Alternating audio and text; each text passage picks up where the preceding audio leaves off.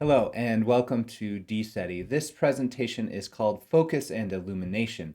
This is all about the strange aspects of the phenomena that can express both through physical means of knowing as well as non-physical means of knowing, both evidentiary and testimonial, both subjective and objective means of knowing.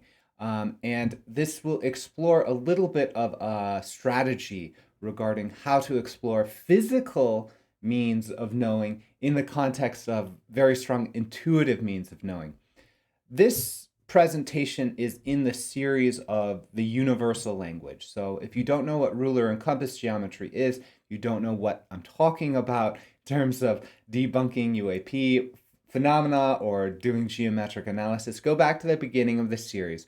You'll see that I've gone through a number of different steps in this process and that I've eventually ended up on a process of documenting my inquiry and not necessarily presenting strong claims at this moment, primarily because this is a complex field. This video right now represents I believe, one of the final documentations of inquiry within this series before I shift my work into a different domain. And that's what I am going to talk about through here. So why don't we get started by looking at the screen? I had this set up. So this is the inquiry I'm talking about. Irrationally rational, Phoenix Reborn, where I found there's demonstrable geometry in the Phoenix lights. Orbs are people too. This is where I really started deeply documenting my inquiry, primarily because of this experience with the that light dot, and this light dot will be important, and I'll show you that in a bit. But this looks like an orb back here. That's why I used it. I also talk about my technique, about other cases of geometry.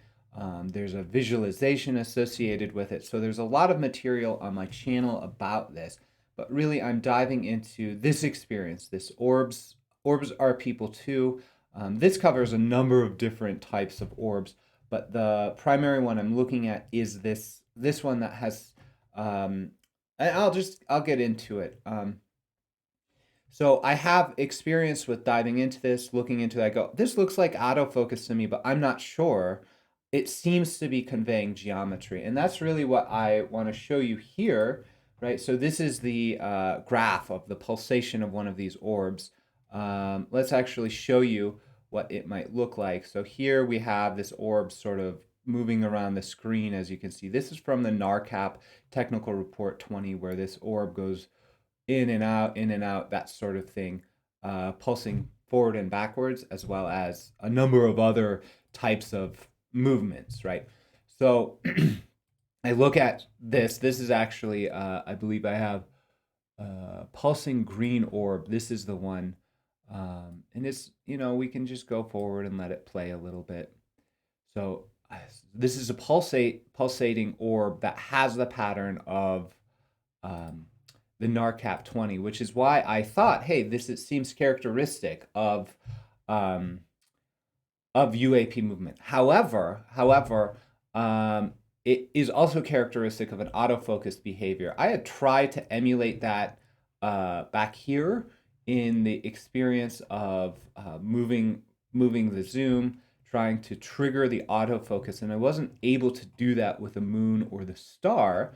But then in further research, I found this character, Mick West, who does a lot of debunking experience, and he really points to that these types of orbs are bokeh effect, which is simply a Japanese word for focus.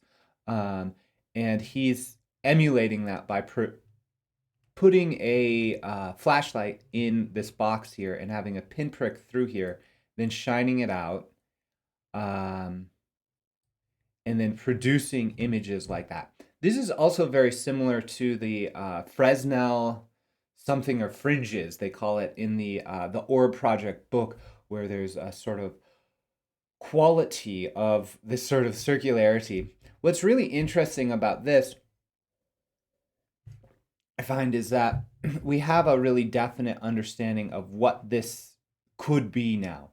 However, right, when we say, hey, this is when we see this effect, we know this is focus. And the question I have, they say, this video is definitely a debunking video. They say, hey, if anyone shows you a UFO that looks like this, don't believe it.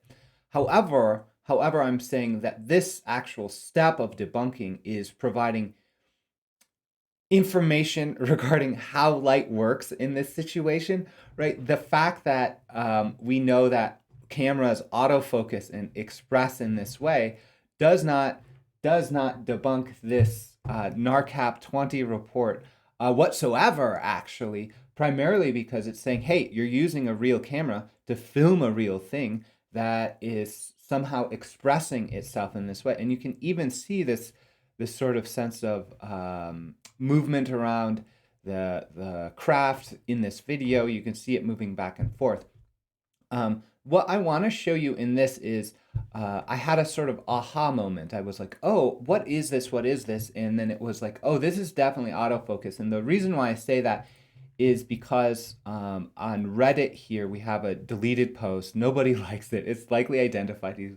Someone's like, I think I saw this amazing thing, this white orb move from west to east. It was pulsating. I have the video of this, but the user deleted it, and I produced a chart up here.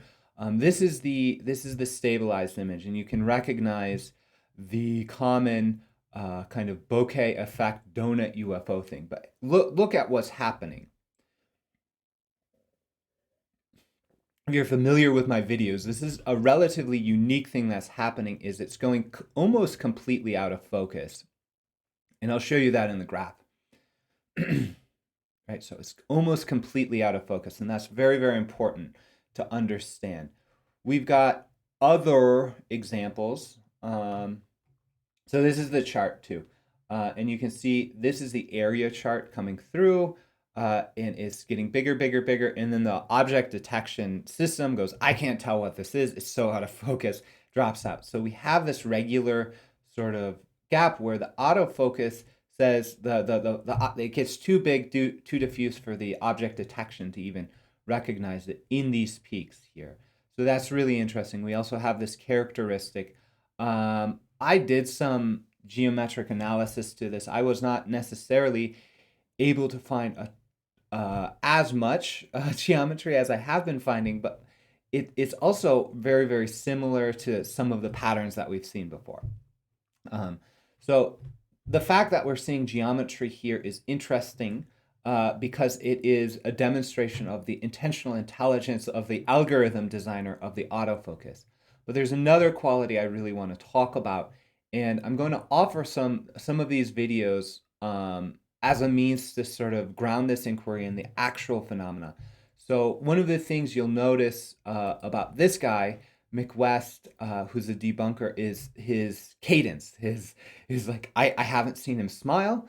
I've seen his emotionality very, very low. And he's sort of like, hey, this is definitely just this a pinprick in a box.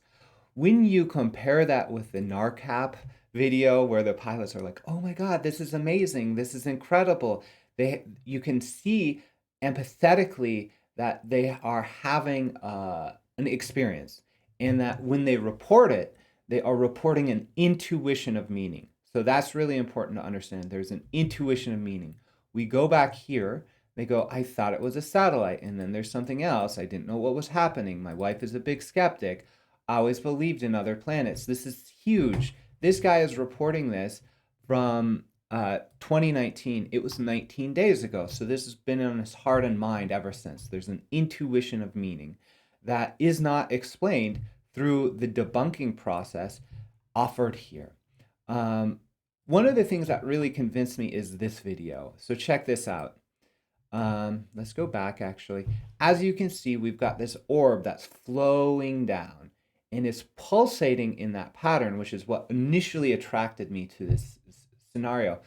But we've also got the out of focus stuff in the bottom at the same time it's out of focus here. And I analyzed this one as if it were a pulsating orb, and I saw the same sort of geometry. That geometry is present and it is evidence of intentional intelligence. The autofocus designer right now, that's what we're saying. I actually think the designer of the algorithm that is in the phone or whatever to focus on this, they go, oh, it's big, it's go small, you go at this rate. Basically, we could talk to a designer, likely deduce what the shape and size of that algorithm is now. However, right, we now have some information. I showed you the green orb, I showed you the NARCAP video, and now this is another video where we can really understand what this bokeh kind of pulsing donut UFO thing is doing. And so now we have the capacity to triangulate what's happening. We also know, right, that this is relatively hard to fake from my experience, as well as we understand what it might imply. So understanding that this experience, right, when we get to the largest dot, like when it gets big, right, there will be a lens pattern in here. That lens pattern will help us identify the camera. We can predict that. So that's a test of authenticity as opposed to a test of debunking. The next test I would put forward is measurement of the dot that goes really big. Because check this out. We'll watch this together for a little bit. Right, as you can see, it's zooming. He's zooming in. You see the kind of cymatic pattern that but that's actually the lens coming through. I guess. So this needs a lot further study, but check that out. So it gets about this size or bigger, but it never ever gets diffuse like the other one. And I thought to myself, what is going on here? What's going on here? And actually, when I saw this video and I saw how diffuse it got here, I go, okay, understanding that this actually is the ISS. He was filming the ISS. He was filming the ISS. It was crossing across the thing. His autofocus was going. You can even hear in the video, he goes, look at what I'm videoing. Look at what I'm videoing. Not look in the sky. Look at what I'm videoing. What is this? Oftentimes people will say in the videos, they will say, it's pulsating, it's doing this, and they're engaged in this process. And you can hear the emotion, you can hear the wonder and bewilderment. And if you have a little bit of empathy, you can understand that they are having a meaningful experience, and that if they're reporting it, they're reporting an intuition of meaning, generally in these channels of going, what is this, to help understand and ground that meaning in frames of reference. So I'm saying that this process of grounding it into a frame of reference using these sort of traditionally understood to be debunking techniques actually says, hey, actually, this is a ISS, right? This is an ISS. This is ISS with autofocus. So that's a physical contextualization of one of the dimensions of meaning here. It does not explain why you were there. It doesn't explain what's happening in your heart. There's other things that happen in association with this. And I'm going to share a story about my own experience that is causing me to radically shift my perspectives. I was not a debunker before, but I am certainly not a debunker now, and I will talk about that shortly. But I really want to hit home the perspective that now, based on this sort of information, we can, based on the pulsation and size of the orb, right, we can now deduce how close that orb is from the viewer, right? Like we can now go, this one actually, because it has the larger diffusion pattern, right? It is almost diffuse. It's further away than the real UFO that I showed you falling down here in West Columbia, South Carolina. And what's really interesting about this one is that it goes behind the buildings, right? So you're now it's now you go, this gotta be a real footage, right? Because it's behaving like real camera of this thing that this guy isn't claiming is a donut orb. It looks like a donut orb, and that's an artifact of photography, and it looks like an authentic artifact of an authentic, unidentified aerial phenomena, right? So that is really important to understand. So we're playing with a couple different dimensions of meaning, even within physical contextualization. So the next thing I want to talk about is so we've talked about this, right? You've gone through here. You now know, right, that when I was like, oh, this might be autofocus, I don't know. I didn't know. And now I do. And I'm saying that it does not debunk the experience. I'm saying this gentleman who's very, very smart is not actually debunking all of these videos.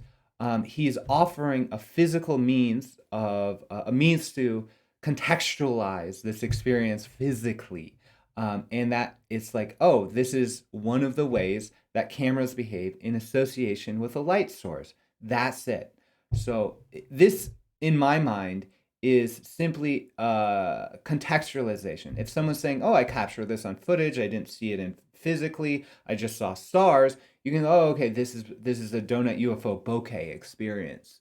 But if you have someone like commercial pilots and scientists who have studied this thing say, "Hey, this is actually a UAP, and it's a light source that's unknown, and it's moving through a camera in ways that are consistent with the physics here," then we can start to understand this is a really physical thing. And this experience of debunking actually grounds this experience in reality, in physical matter, waking phase reality. So let's get back to some more of the esoteric experiences, because this is a little bit wild for me. So like I said, I'm on a number of social media sites looking at footage, and this one came up. This one was really interesting. Shimmery skylights. So I'll just play this a little bit. You can barely see what's going on. You can see the focus issue there, right? And then you can see here, focus again. And it looks like these guys are moving down. It looks like they're shimmering into different different geometries, right? So let's actually go back to geometry a little bit. Because, let's see. So here is, here's the geometry. Let me just change down the test camera properties. I have to just configure the video so we get a little bit of, we can see the dots. Okay. Okay. That's pretty good for us right now. I'll just draw the dots a bit stronger so you can see them. We got one here, we got one here, we got one here, we got one here, we got one here. Looks like we've got one here, here, and here, and here. So what I do generally is I ask myself, is this a geometric communication? Is this a communication of geometry, or is this something else, right? And so this is the telephone wire. I printed it out, and I start to kind of connect the dots. And I say, is something emerging that's a picture? I want to be able to draw a mandala around it. I want to be able to measure it.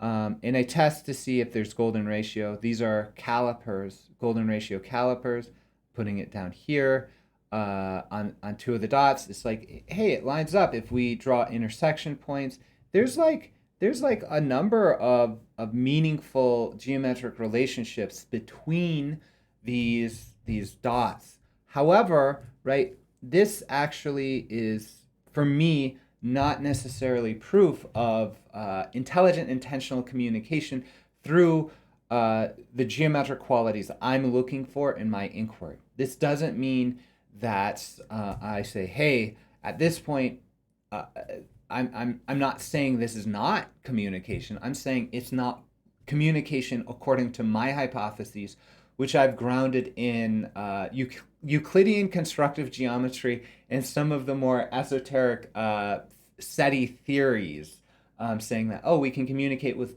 geometry. And that geometry should be simple, should express whole number ratios as well as irrational ratios that are physically meaningful, as well as principles of beauty. It should be obvious and also instructive. Those are sort of predictions I've made. I've documented those a number of times.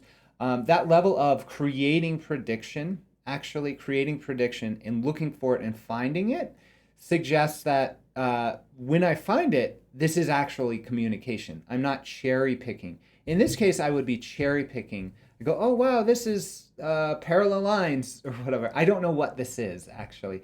And so when we go back, I'm going to contextualize this a little bit more physically for you.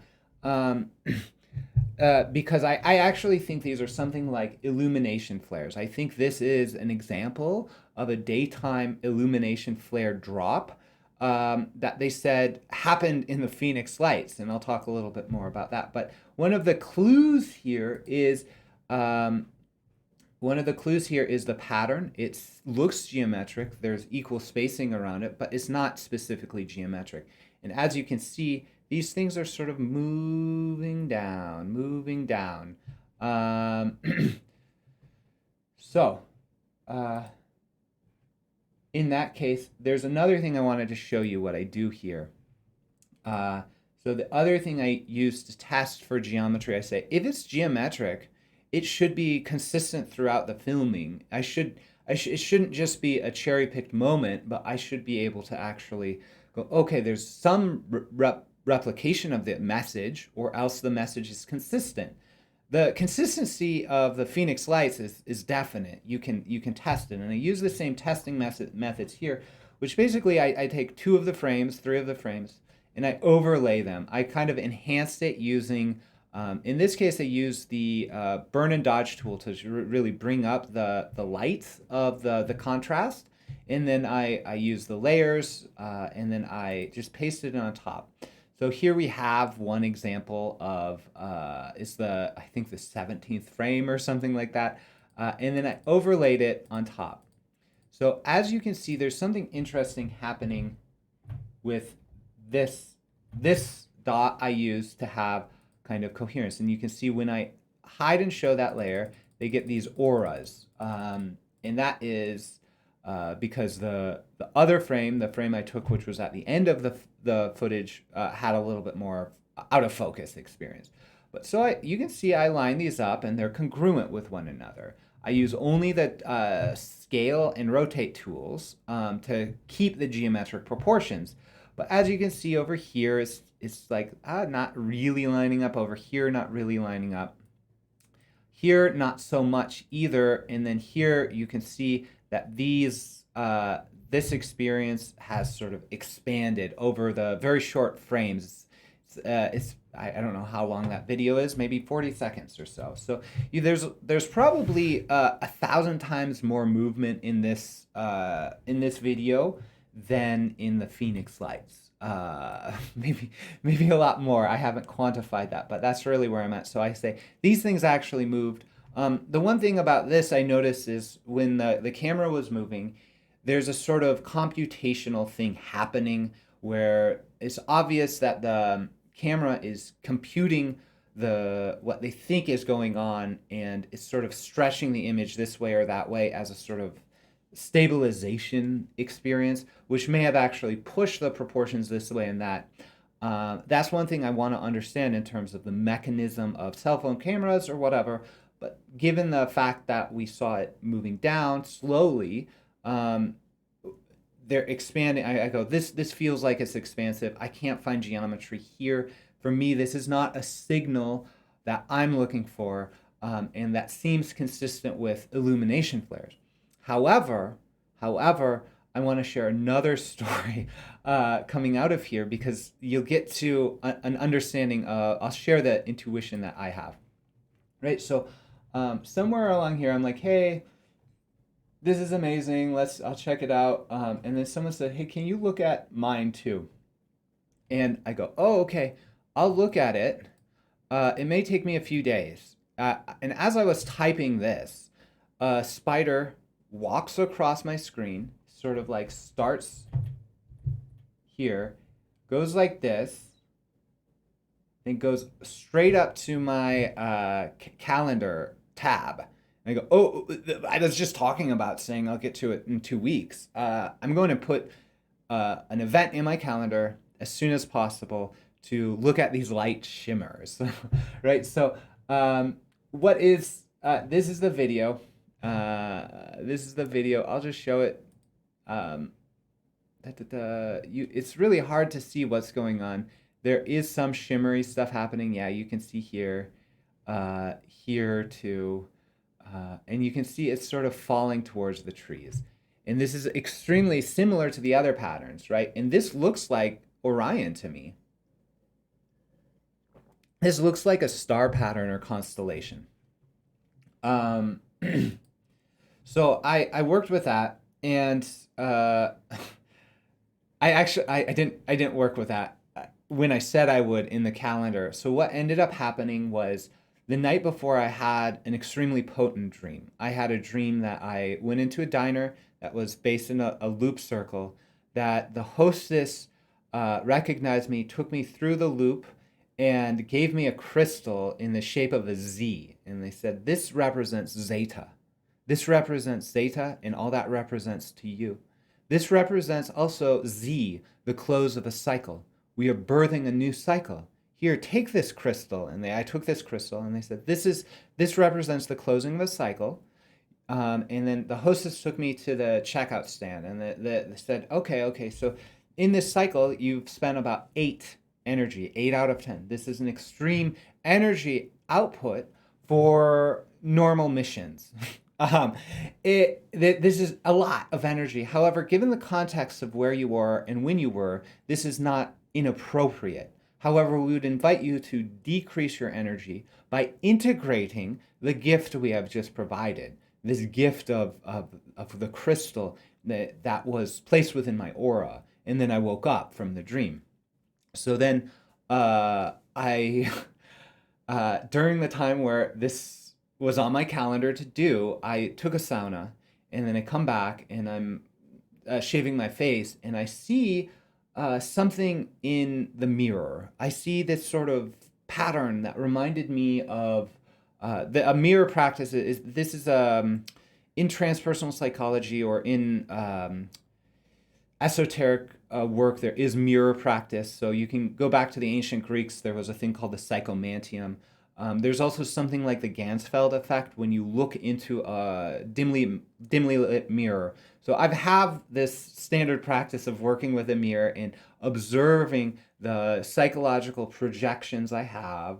And sometimes those express very, very strongly in ways. And this time it felt as if there was something in my aura that had a potency to it, that felt as potent as a human soul, let's say, that I wasn't necessarily seeing. I described this to a psychic I know who said, it sounds a lot like a visitation, except for the fact that the texture pack wasn't loading. And so something was going on, and you're sort of integrating that experience like, oh, okay, that makes sense to me. So anyways, this experience is happening, and it is related to perceptions of multiple dimensions, let's say. It's something like an out-of-body experience while I'm in body. And this sounds really esoteric and strange. I'm not concerned about it. I'm a student of psychology. I understand where I stand in those things. So I walk around and I start observing the world in this way. And at one point I realized I need to check the time. And I check the time, and it says light shimmers, do the light shimmers. Like, oh my God, like what a coincidence to have this experience. I'm literally seeing light shimmers. That's what it feels like to me. But there's supernatural light, let's say, supernatural light shimmers. And I said, wow, this is really meaningful. This is really meaningful. So then I go after the process or whatever, I realize like I need to do this analysis. I do the analysis. I'll share that with you really right now, actually. Right. So here we have another analysis of the experience. This is the light formation above LA. I did work on this, and I played around with it. But I wanted to just show you some of the analysis and just keep talking about dreams, because the night afterward, I had this dream of looking at myself in the childhood mirror of my childhood home, and I had this awareness that all my past life memory was shooting towards me, and all I needed to do was integrate it. All I needed to do was integrate it. And all this past life memory and future lives and everything was coming towards me, and there was nothing I could really do about it. But it was like here. That was the explanation in my dreams of the daytime experience, and this is relatively a strong experience for me. I don't see UFOs or aliens in that way, but this is like a very, very strong and potent experience for me. So I'm sharing this because I go, there is something going on with this geometry that is not explained by illumination flares. And that might be my own experience. But there's also an intuition of meaning from the user who asked for this analysis, as well as another intuition of meaning from people who are like, hey, what's going on with that? So for me, this has a domain of psychic resonance, of dream resonance. This geometry here is somehow associated with me for closing out of cycles, integration of past life memories, all sorts of stuff. But once again, when I test this, I actually cannot figure out, like, that's golden ratio. That's kind of golden ratio. This is kind of golden ratio. There are numbers in here. When I start drawing intersection points, I go, maybe this is golden ratio, like, right? So we're seeing that, and so it's a beautiful shape. But I want to show you now this sort of physical contextualization of meaning. And that I'm just saying physical contextualization of meaning. I'm not saying it's debunking the experience. I'm saying this looks like illumination flares to me, primarily because it's moving down. The geometry is not expressive of direct ruler and compass methodologies in the way that I understand through studying crop circles, marks on the body, and UAP sightings. I'm not saying that this isn't geometric, but I'm saying that it's not communicative of meaning in the same way. It's like someone humming a tune versus an opera singer singing a composed melody, right? Those are two different things. And I'm saying this is more like humming a tune that reminds me of geometry, that this is not necessarily implicating geometric construction. And that's totally fine. I mean, not all UFOs ever need to do that. So let's get back to the screen. This was the other one. I did the same process here. So here we have the first, and it's kind of fuzzy because I work with opacities and stuff like that. But I take okay. This is the first frame. This is the a second frame without the first frame on it, so you can see it's much closer to the tree. And then I did the congruence test, and so here I could not. This is the best. I could do. I could not line these up exactly, and you can see, yes, there's relevance, there's similar, but there's, again, once again, it's probably 1,000 times more movement than the Phoenix lights, which is, in my book, clearly expressive of the geometry I'm seeking. This is resonant with the geometry I'm seeking, but is not necessarily. The other thing I wanted to show is here, when I get really close in to some of them and I start looking at the shape and size, you can start to see little artifacts around here, which remind me of smoke trails, actually. So the fact that they're moving down, that they're over a populated area, that they're in this sort of geometric pattern that's not geometric, that there's movement in them, and that they are sometimes, let's see if we can find it. There's a little bit of something there. Let me see if I can get closer to any of them. So these are, yeah, here's a good one where you can kind of see a little bit of aura around the object right down here. And if you wanted to, you could stop the camera, stop the video, and dive into that. But I'm just saying, hey, there's some smoke around there, or something that it reminds me of smoke around these objects. They don't behave like the regular orb of the Phoenix light. So I'm saying these in the domain of debunking or whatever, these are illumination flares, or could be. That would be my guess. I'm not, like I said, I'm not interested in this because this experience was so impactful for me. I'm shifting the way I'm doing stuff. The psychic experience, the intuition of meaning I had, the dreams I had, when the mirror thing happened, I had communications with the entities I work with in dreams. Let's say the entities that come and visit when I open up the channels of communication. Let's say they were there and present and active. And so they're saying something else is happening here. When we're debunking this stuff, we're missing half of the thing. And so now, having gone through that and shared my own personal story, I mean, I have other stories, but let me see. I've got a list of things I want to cover because this is the best I got. This is the best geometry. I've got this page, sort of trying to figure out what is going on with all of these, right? Actually, I want to cover a number of things in this experience, right? And so right now we've covered the introduction, focus, shimmer. Now we're moving to theory and conclusion. The theory that we're doing is moving from debunking, which provides only one dimension of meaning regarding the phenomenon, and it has negative knowledge. It says this is not a UFO or whatever. We're moving to something that I'm calling intuitive. This is intuitive inquiry is a methodology, and I'm going to talk about that because that seems really relevant. It involves many dimensions of meaning. There is both the aspects of the phenomena, but when we do Euclidean constructive geometry in association with this intuitive inquiry, if we actually go ahead and do the geometric constructions and overlay them on top of the images, we then move into the noumena.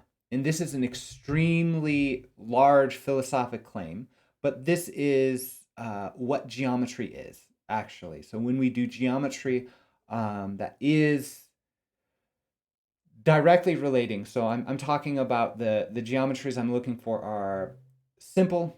You use simple methods. They are clear and direct and obvious, and you overlay them on top. You're like, oh, this is clearly a geometric construction. At that moment, we're moving into the noumenal world. We're not dealing with phenomena. We're moving into the noumenal world. And this is an extremely important bridging experience. How do we do that? Well, we have to engage in integral and intuitive means of knowledge, not just contextualization within one frame of reference, aka the physical, but we have to engage multiple means of knowledge. At that point, we have positive knowledge about this experience because we've had direct communication with the cause and source of that knowledge, aka the phenomena, or what is causing the phenomena, right? Like the UFO phenomena. Well, we can actually talk to it. We can engage in the noumenal experience, aka using noetic science. And this, I would say, is going to be one of the methodologies that I bring forward. Where are we? Great.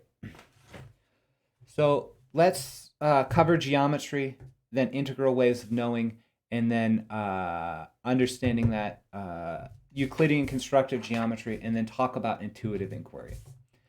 Let's go back here. So I sometimes do these presentations, and sometimes I construct them on slides and things like that. But actually, I've been doing this more so that we can have, you can see the references I'm working on. So let's just start with this reference. This is a final paper I wrote for school, Geometry as Communications with Non-Human Intelligences. If anyone's interested, you can email me, I'll send it to you. But it really does say, hey, what we're looking at is Euclidean constructive geometry. It might bridge between evidence and testimony because it's both objectively verifiable. We do congruence tests on the images. We've done that here, and we've not found any. Right? I have not found any. So that's important to understand. But in some cases, yes. And so I understand that geometry is a universal language. Monophasic culture, we have to understand where we are in our culture in a greater context so that these inquiries make sense. This is a really interesting thing is around DMT, entities, and geometry, right? So I'm finding evidence all over the place that entity encounters and geometry are associated, in addition to this sort of geometric intuitive experience. So let's just talk a little bit. I'll talk through this now. So geometry, as we understand it, is both intuitive and embodied. This is a recent understanding in the last 2 decades regarding geometry, and this is geometric educators are like, what is geometry? And they say, well, it's intuitive and it's embodied. And so that's really important to understand. What does it mean to be intuitive? Well, we'll talk about that later. What does that mean to be embodied? Well, when you do geometric reasoning, you're moving your body this way and that way. You have sensory modes of engagement and things like that. Geometry does serve as the bridge between the phenomena and the noumenal world, meaning that we can have a direct apprehension of archetypes, of entities, and communication, right? And there is a strong precedent of this. I would point to the works of Carl Jung regarding his analysis of flying saucers as archetype, as well as an archetype in mandala, as well as look to his actual use of mandala in active imagination in relating with entities that have been generally associated with UFO encounters.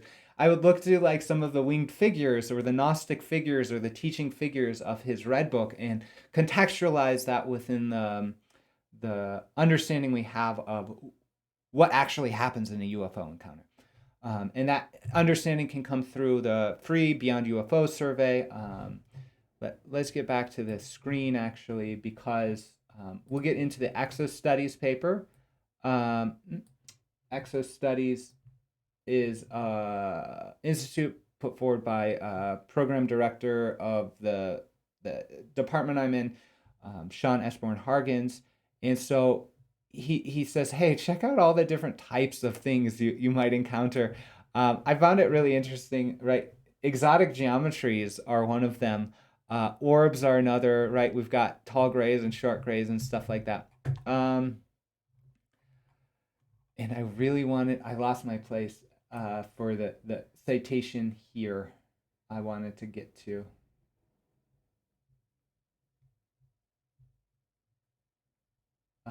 We're looking for a passage on doubleness because that's really important. Yeah, right here. So,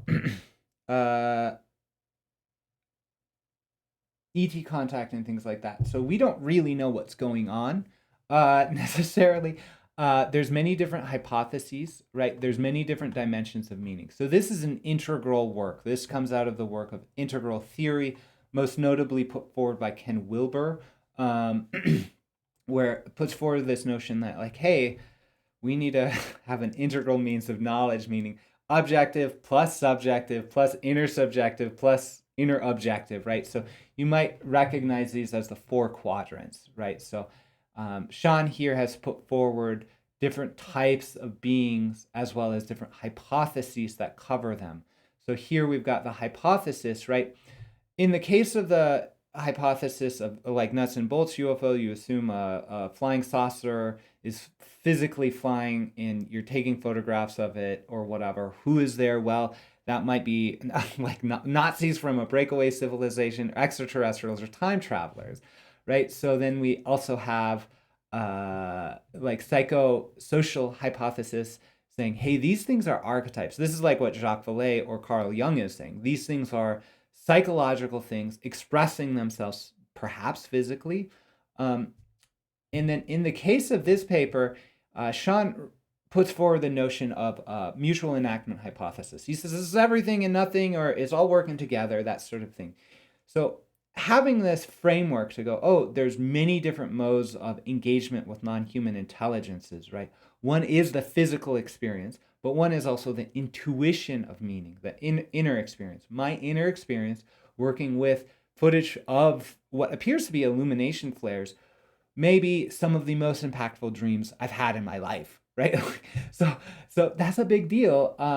And I'm putting forward the notion that we need a way to engage in that without actually debunking, right? I need to be able to say, hey, these look like illumination flares to me, but they also catalyze an immense transformation of understanding for me.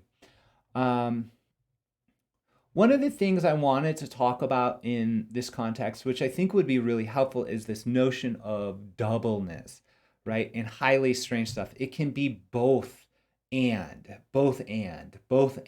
not either or. It can be both illumination flares and NHI communication, or neither. I mean, we need to rely on intuitive means of knowing to help discern these things. I'm not saying, hey, it's whatever you think or feel, right? Like that kind of thing. It's like whatever you make up, it's like there's meaning of anything you make up, but actually in different domains, like the physical domain of understanding, right? These are illumination flares. I cannot tell you that they're not. I don't think they're not. I mean, this is my best guess, right? But it really is consistent, especially when we I pulled up some of these videos. I mean, you can see this is the warthog that they said dropped the Phoenix lights. I saw a video around that. You can see this sort of stuff. It's like there's lines of smoke coming up. They're dropping down. Same thing here. We've got some illumination flares. This is sort of what I think is going on right here, right? That's sort of what I think is going on. I'm not quite sure. There's a lot more smoke in this one than the ones I showed, but it doesn't. I mean, I don't know. And that's just really important to understand. So we've got this sense of doubleness of things being. It could be, who knows, right? And I just wanted to put that forward as a way of talking about different modes of knowing, right? And understanding that these things are actually highly strange, that these may never actually resolve into being physical beings in the way that we expect.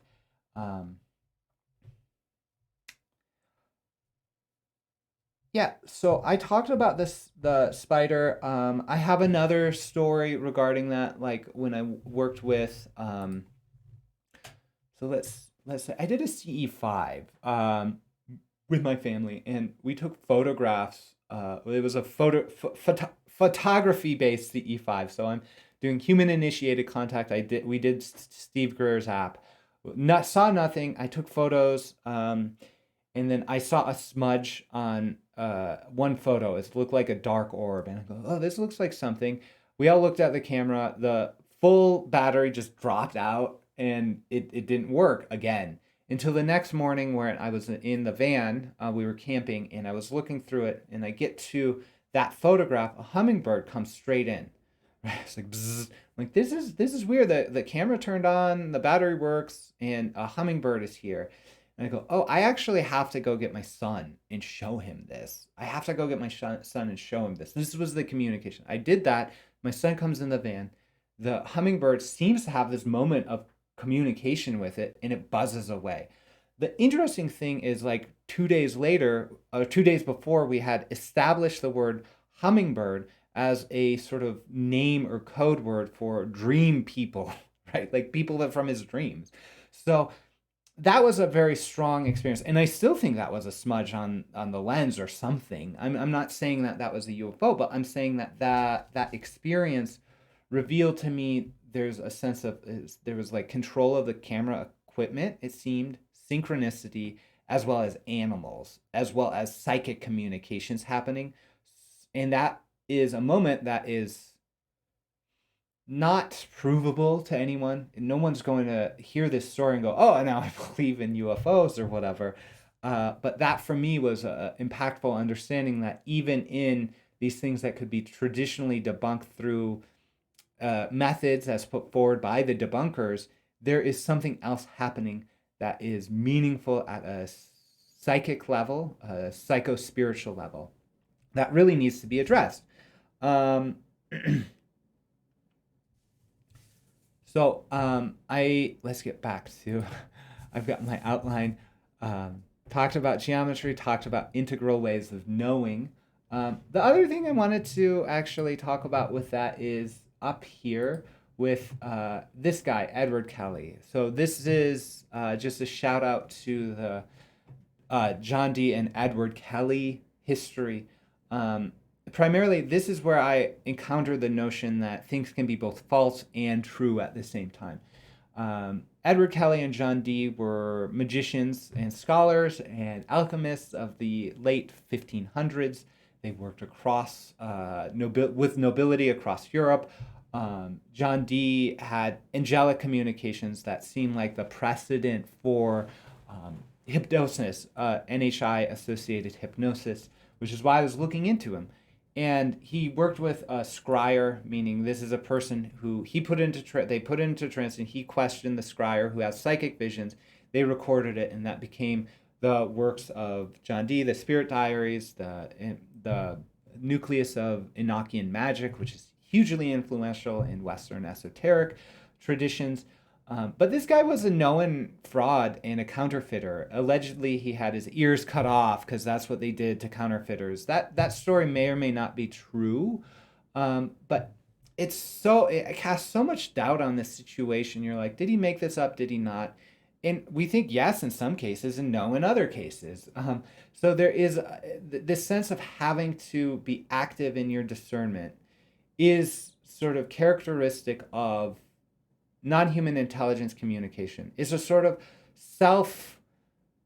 self-correcting system, right? So anyone who's not ready or wanting to get into this work or knowledge goes, hey, that guy's a fraud, I'm not going to listen to it. They go, Mick West says that this UFO is a donut UFO and that's Bokeh, I'm not going to look into it, right? Those people, they're probably not ready for the deeper integration of the let's say more stranger aspects of the phenomena. And that's totally fine. So they go, oh, that's a fraud. Okay, I'm not going into it.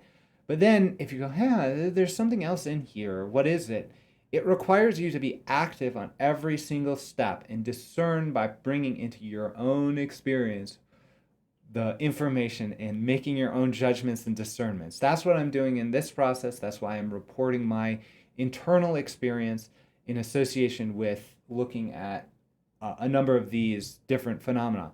We all know that the UFOs, if they wanted to, could take any shape, really, or they could reveal themselves in different ways. They also can cloak themselves, like people who have interactions say, hey, they shapeshifted. They can create psionic environments.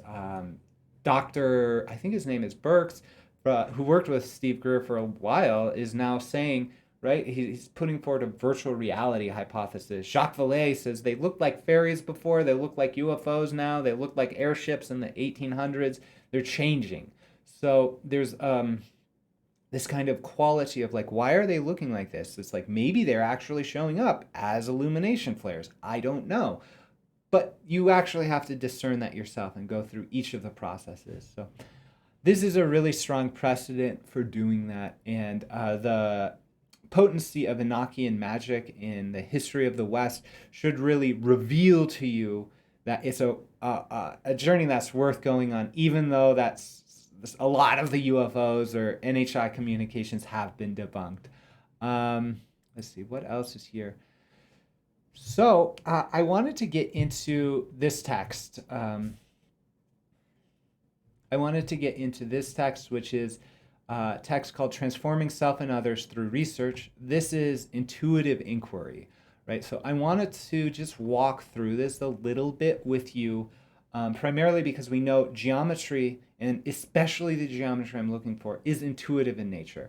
And so here I go, what's the best research methodology for it? Well, let's work with intuitive inquiry. And I thought this was really beautiful because she talks about what is intuition. And then we go through, and there's qualities of intuition: confidence in the process, sudden or immediate appearance of awareness, certainty, accompany feelings of wonder and numinosity, gestalt or non-rational characters of insight derived, empathy, feelings of empathy, sense of ineffability, intrinsic relationship to of intuition to creativity, a sense that insights derived may prove to be incorrect. That's what a lot of these people say. That's like, I don't know what this is, right? Like, help me figure that out. So um, it's and then she goes on to talk about the 5 types of intuition, and so those are all qualities that I see present within these reports. Oh my God, what is this? This is amazing. This is beautiful. I'm not sure what this is. Can you help me figure that out? Oh my God, this is amazing, right? So, and it oftentimes will lead to a transformation in life, right? So that's really beautiful to see. But the 5 types of intuition, she says, are unconscious, symbolic, and imaginal processes. So this might be something like the archetypal experience Jung was talking about with the UFOs or something else. Here, this is it's like she's saying in indigenous cultures, you might see that out in nature. In Western cultures, it's as archetypes or synchronicities. So the intuition of the spider coming across the screen, that was an unconscious kind of intuition that may have been expressed more through nature should I have been living in nature. But we've got next is the psychic or parapsychological experience. This is like layer 5 of Jacques Vallée and Eric Davis's 6th-layer analysis of UAP sightings, right? Is they say, hey, there is a psychic dimension of meaning to UFO encounters. That's what they say. And that's the Davis memo is really huge, so we should be paying attention to what these guys have been saying for a couple decades. So we've got the psychic or parapsychological experiences. That's a type of intuition. That's like the communication I had in the mirror or in the dream I had associated with the light shimmers analysis. We've got sensory modes of intuition here. We've got the senses, the 5 senses, but also like inner senses. It's like they said beauty, novelty, danger, etc. Propriocentric, meaning awareness of body and things like that. We've got empathetic identification. That's actually where you sort of step into the role of another. And I would actually invite anyone who's working with debunking experiences to actually step in with their heart to what's happening. That's one of the most impactful things for me, is to hear what people are saying and feeling when they're observing these things. And that's part of my analysis, even if I don't report it in the physical domain of meaning. This is a really interesting thing here because this sort of gives us the capacity for channeling. This is where channeling comes in. This is where some of the, like, I identify with the dream character sometimes, empathetically, that communicates through geometry. Then finally, we've got the 5th way is through our wounds. And I thought this was a really beautiful passage. And I said, this is probably a good enough sign for me to continue using this methodology, primarily because I've been working with marks on the body, traditionally understood as wounds. This passage talks about like wounded healer. So we empathize with people, or we want to do research because we've been wounded ourselves in some way, and we're trying to address or correct that for other people. I loved in this chapter, she's like, yeah, sometimes they get psychology students that are really more wounded than not, and they need to work with professionals and then do their research. I'm saying I've worked with professionals around my own woundedness regarding the NHI encounter, and this is one of the reasons why I'm working on it, because I feel that the abduction narratives, the narratives put forward by the mainstream, have done me harm. Because what I've discovered actually is that these experiences are more akin to dream shamanism than abduction, and that is it has led to a richness and potency and creativity in my life that I was terrified of for 2 decades, because mainstream culture says it's weird, or that the aliens will do stuff to you or hurt you or whatever. But actually, when I got really resolved in that, I had this experience of a mark on my body that someone, they look like puncture wounds. They look like puncture wounds, but it actually was a geometric communication. That this thing that kicked off this whole inquiry. And you can get more about that in the universal language dots in a line video. But so intuition comes through our wounds. And so that really is a strong expression. We got the geometers, the mathematical educators saying geometry is embodied and intuitive. We've got transpersonal psychologists saying like intuition is a means of knowing. We've got integral theorists saying we need to integrate both subjective and objective means of knowledge. And we've got this paper and research methodology saying these are the ways we work with intuition. So I wanted to just go back to just talking about the topic and kind of reflecting. I've offered this as a sort of documentation of my inquiry. Like I said, I'm shifting now because I'm not necessarily interested in debunking. I am interested in generating a database of phenomena, right? Both known and unknown, right? Both, I like seeing the pulsations of light from the ISS. I like understanding that, but I also like understanding the geometric communications as well. So I am going to work with that, keep doing that, contextualization in the physical domain of meaning. But I need to bring in a much stronger component or an integral component to this. I'm saying I'm not even debunking anything or anything like that. It's contextualization within one domain of meaning at the same time as contextualization in another domain of meaning. So I'm going to shift. I will likely stop presenting in the same way and start presenting in a slightly different way, set within the context of an intuitive inquiry. Right now, I'm thinking the topic is that the apprehension of geometric intuition regarding NHI-associated geometric figures through Euclidean constructive geometry may prove or describe the NHI ontology. So it can do so objectively through revelation of novel mathematics or solutions to posed problems, and subjectively through intuitive modes of meaning. So let's get back to that. This is right now, I'm documenting my hypothesis. I wrote this out last night. This will change as I go. The first step of intuitive inquiry is to really use intuition to help hone this. And I just wrote this out as saying, hey, this is where I'm at. I've done a lot of research up to this point. I've done a lot of exploration. The next step for me is to dive deeper into an inquiry. And I'm thinking of this topic. And this says, hey, we'll get to the NHI ontology. What they are and how do we relate to it. We'll get to a deeper understanding. We'll move from the phenomena to noumenal.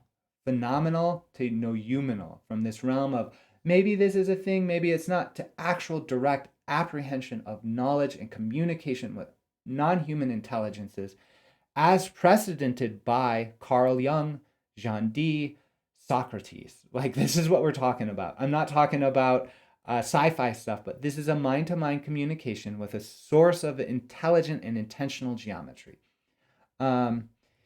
And one of the predictions here, so there's a couple of things that's really important to understand here is I'm saying, hey, there's NHI-associated geometric figures. So that's phoenix lights, that's marks on the body, that's pulsations of light of UAPs that are clearly and distinctly geometric in nature.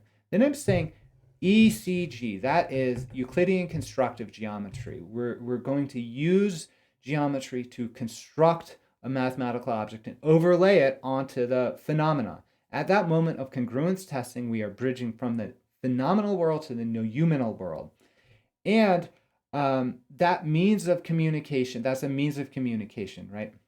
I'm saying it will render objective proof of this experience and description of the NHIs, primarily through the revelation of novel mathematic or technological techniques or solutions to posed problems. And the reason why I'm saying this is SETI theorists say, hey, if you got NHI on the line telepathically, they can prove their intelligence by giving us tech or math. And I think that's actually what they're doing. We have to go through the work of identifying this geometry and figuring out what that is.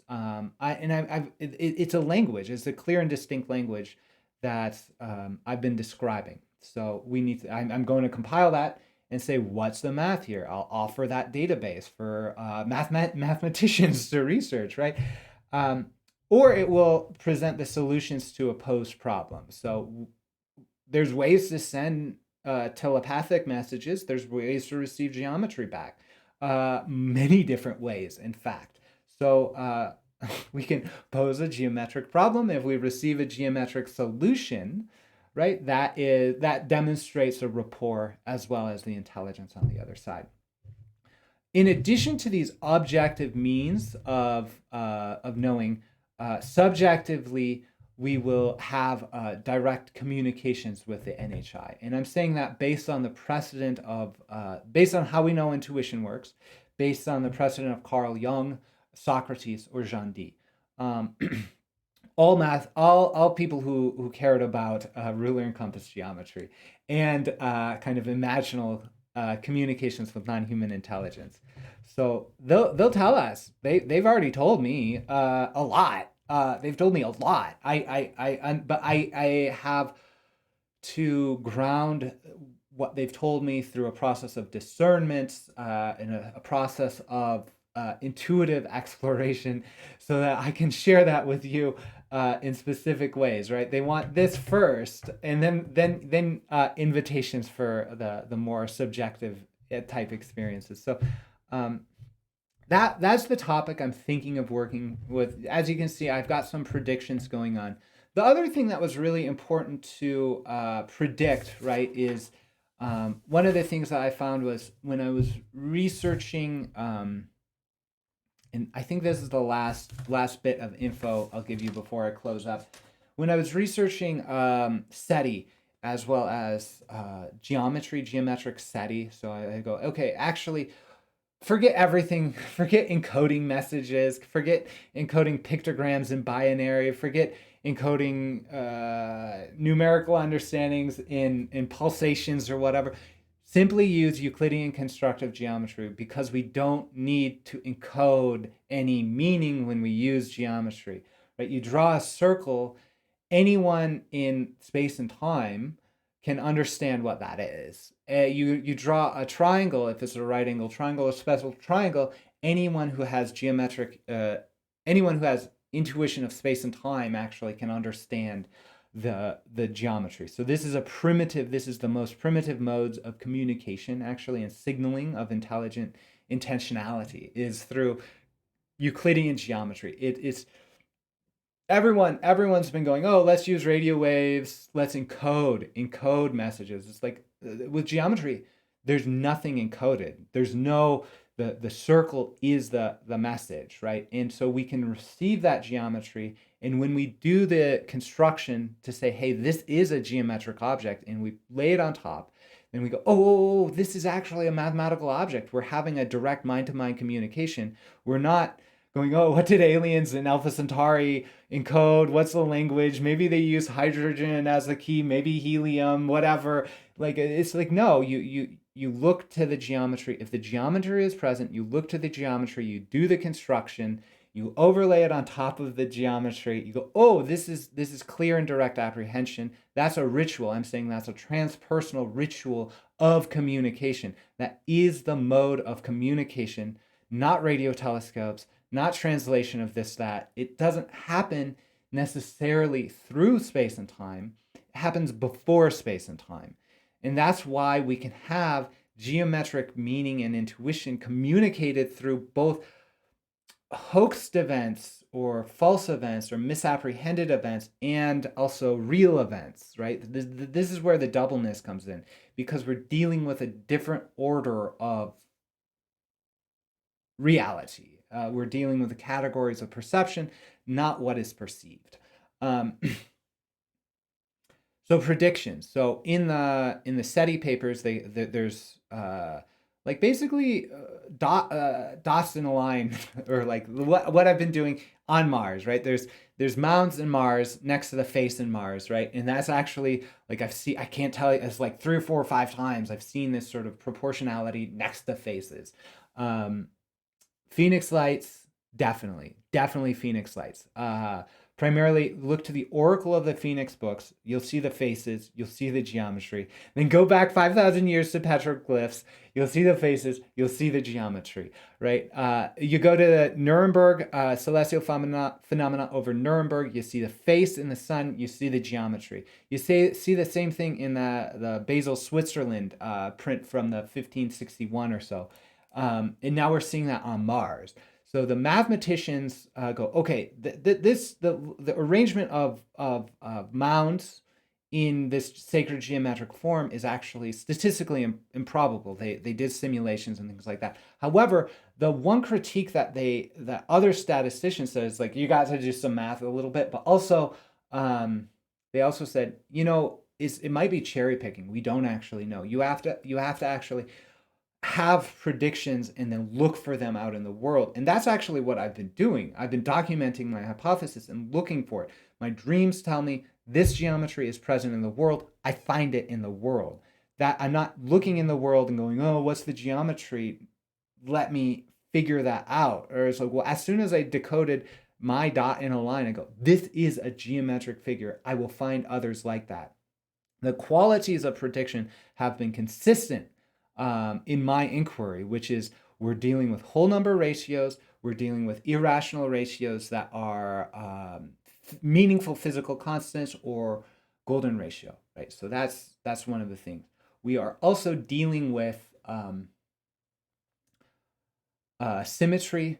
We are dealing with like bisection and doubling, that sort of thing, and it's going to be beautiful. We are going to be able to align them in a Vesica Pisces to express meaning. We're going to align them in a mandala to express meaning. That will be both discernible. You can use very simple methods, and I've been using the methods of bisection and golden ratio, sectioning by golden ratio, and that's pretty much exclusively what I've been doing in the analysis. There's not much more than that. I mean, there's connecting lines and dots and things like that. So it's like circle, straight edge, bisection, and golden ratio. You add those up in very simple, obvious steps. There is a communication of meaning.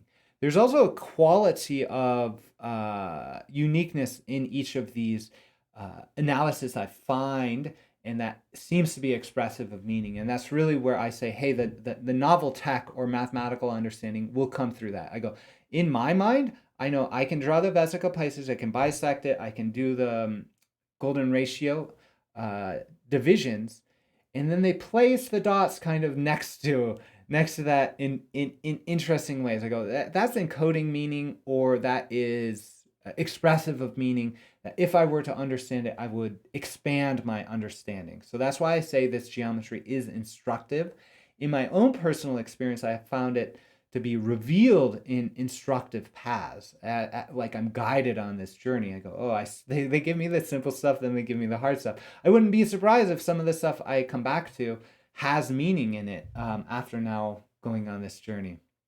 So I know I've covered a lot. I know this is more of a documentation type experience than a honed presentation, and that's totally fine. Thank you for being with me in this. If you find this documentation meaningful, that's wonderful. If you like skipping around, that's wonderful too.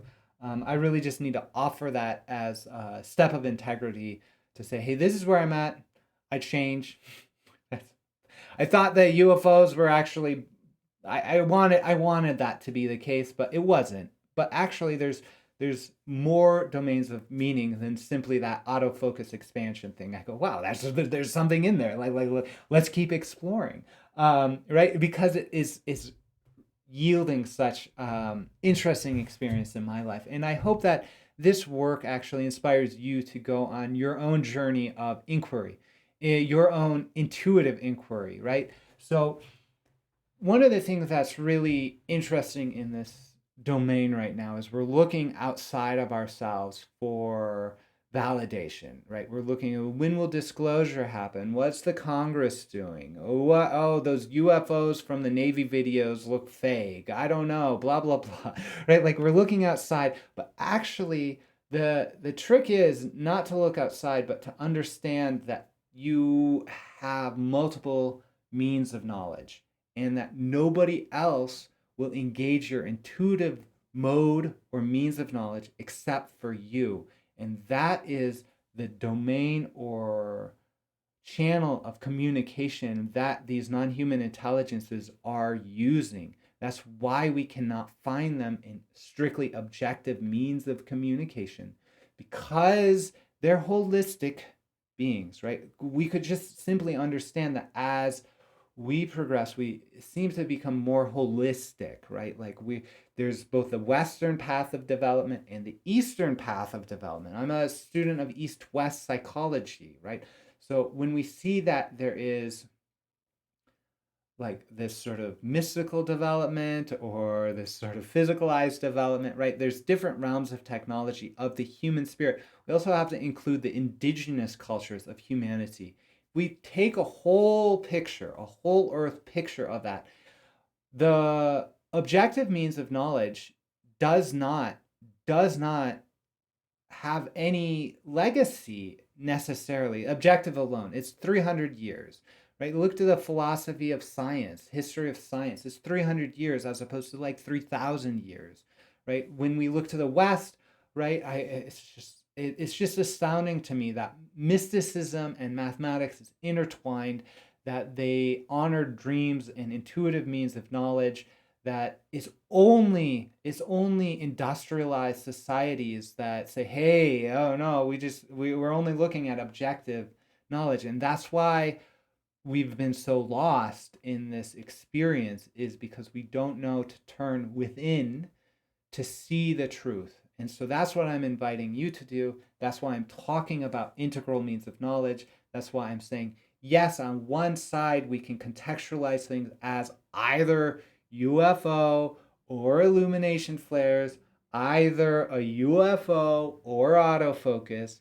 But actually, we need to expand and say these are events that are intuitive in nature, that have many dimensions of meaning, that only the experiencer can really discern, talk about, and express. They're the only source of authority regarding the interpretation and significance of those inner intuitive experiences.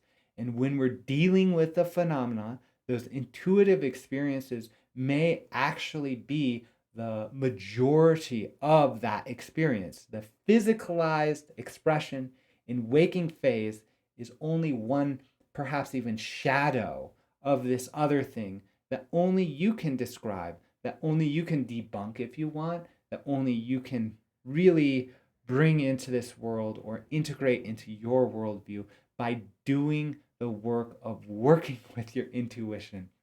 I do that through dream work. I do that through art. I do that through geometry. You can do that through any number of means.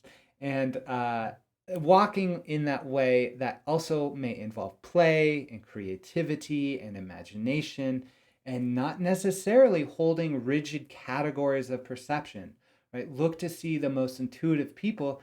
They're not sad debunking individuals. They're not necessarily those sorts of people. They are joyful people. That's what I find when people are connected with their intuition and they intuit, because intuition brings forward empathy. They care about the world around them, and so I think that's actually what the phenomenon is inviting us to do right now. It's not inviting us to prove it. It's already here. What are we supposed to do? Why do we keep working with strictly the phenomena when there's clear and direct means of working with the noumena, right? The thing behind it. This is present. The means of that bridging from phenomena to noumena are clear and present within the philosophic literature of the West. right? Like read some of that, read Immanuel Kant, read all of that, go work with Carl Jung, right? Like, and you'll see actually that this is a strong legacy. We have a strong legacy of relating to non-human intelligences within the West, right? That it's only within the last 200-300 years that we've forgotten that. So thank you for going on this journey of geometrically inspired recollection. This is a journey that the West has been going on since Plato wrote the Meno. That was 380 BC or so. So, once again, I really am grateful that you are engaged in this inquiry, and thank you for having the courage to turn within. And may your dreams always be full of intuition that is illuminating and helps you focus on what matters in your life. Thank you.